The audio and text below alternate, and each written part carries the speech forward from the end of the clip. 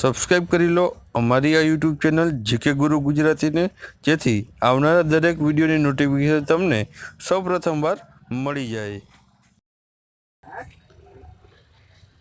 નમસ્કાર મિત્રો, સ્વાગત છે તમારું અમારી આ યુટ્યુબ ચેનલમાં. મિત્રો, લોકરક્ષક ભરતી બોર્ડની જે પરીક્ષા લેવાની હતી તે પરીક્ષાનું રિઝલ્ટ જાહેર થઈ ચૂક્યું છે. અહીં તેની ઓફિશિયલ વેબસાઇટમાં તમે જોઈ શકશો. તો મિત્રો, અહીં દર્શાવેલું છે પહેલો પોઈન્ટ કે તારીખ 6/1/2019ના રોજ લેવાયેલી લેખિત પરીક્ષામાં હાજર રહેલા ઉમેદવારોના ગુણ અહીં અહીં પર ક્લિક કરશો એટલે ત્યાંથી તમને તમારા ગુણ જોવા મળશે. બીજો પોઈન્ટ છે કે 8/1/2019ના રોજ કાર્યકારી જવાબવહી જાહેર કરવામાં આવેલી હતી અને તે અંગેના વાંધા મંગાવવામાં આવેલા હતા. તો મળેલા વાંધાઓની ચકાસણી કરી આખરી જવાબવહી નીચે મુજબ મૂકવામાં આવેલી છે. મિત્રો, અહીં જવાબવહી પણ અહીં આપેલી છે. અહીં નોંધ પણ આપવામાં આવેલી છે કે આખરી જવાબવહી પ્રશ્નપત્ર સેટ 1 મુજબ મૂકવામાં આવેલી છે. તો જે મિત્રોને પ્રશ્નપત્ર સેટ 1 હશે તે મુજબ જવાબ અહીં જોઈ શકશે છે.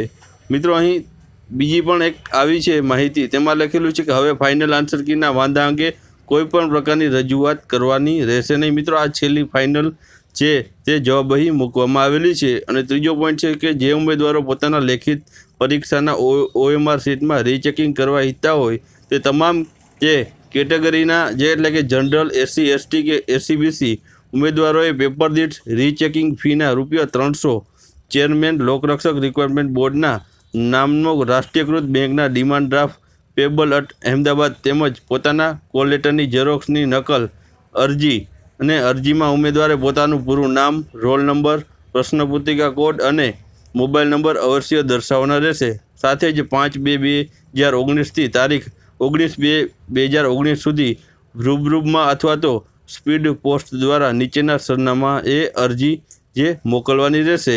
19/2/2019 પછી જો કોઈ અરજી મળશે તો તે ધ્યાનમાં લેવામાં નહીં આવે. સરનામાની વાત કરીએ તો પોલીસ ભરતી બોર્ડ કચેરી, બંગલા નંબર G13, સરિતા ઉદ્યાનની બાજુમાં, સેક્ટર 9, ગાંધીનગર 382-009.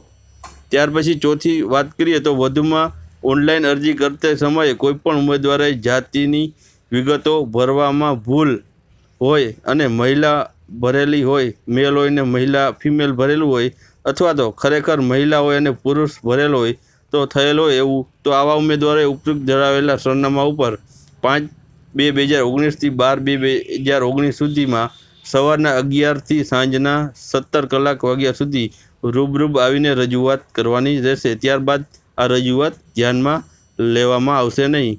અને અહીં ખાસ નોંધ પણ આપવામાં આવેલી છે, તેમાં લખેલું છે કે લેખિત પરીક્ષાના સમયે CCTV કેમેરાનો ઉપયોગ કરવામાં આવેલો હતો. તો હાલમાં તમામ CCTV કેમેરાના રેકોર્ડિંગની ચકાસણી ચાલુ રહેલી છે.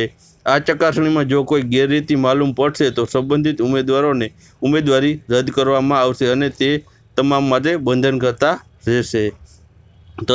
તદુપરાંત સમગ્ર પ્રક્રિયામાં કોઈપણ ઉમેદવાર કોઈપણ તબક્કે ગેરરીતિ આચરેલી હોવાનું ધ્યાન આવશે તો તે ઉમેદવારી રદ કરવામાં આવશે. તો મિત્રો, આ હતી મહત્ત્વપૂર્ણ માહિતીઓ અને આ પોલીસ કોન્સ્ટેબલનું જે અહીં ઉમેદવારો અહીં તેની ઓફિશિયલ વેબસાઇટ ઉપરથી પોતાના ગુણ જાણી શકશે. અને મિત્રો, આના પછી અમે આ પોલીસ કોન્સ્ટેબલની official answer key, final answer key છે તેનો પણ વિડીયો મૂકીશું.